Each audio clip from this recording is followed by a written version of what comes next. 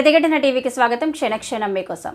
సర్వేపల్లి నియోజకవర్గం మనుబోలు మండలం వీరంపల్లి గ్రామం నుండి తెలుగుదేశం పార్టీని వీడి వైఎస్ఆర్ కాంగ్రెస్ పార్టీలో చేరిన 12 కుటుంబాలు. దశాబ్దాలుగా తెలుగుదేశం పార్టీలో పనిచేసిన కరడుగట్టిన కుటుంబాలు కూడా వైకాపా వైపు మొగ్గు చూపుతున్నారు.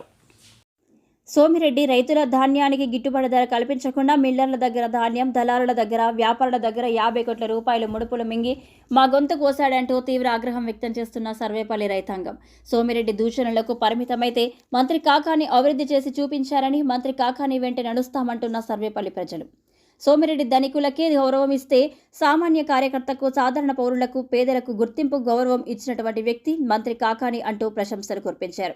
సర్వేపల్లి నియోజకవర్గంలో మంత్రి కాకాని 50,000 పైచిలుకు మెజారిటీతో విజయం సాధించనుండడంతో అన్ని వర్గాల ప్రజలతో పాటు తెలుగుదేశం పార్టీ కార్యకర్తల నుండి కూడా అందుతున్న ఆశీస్సులు.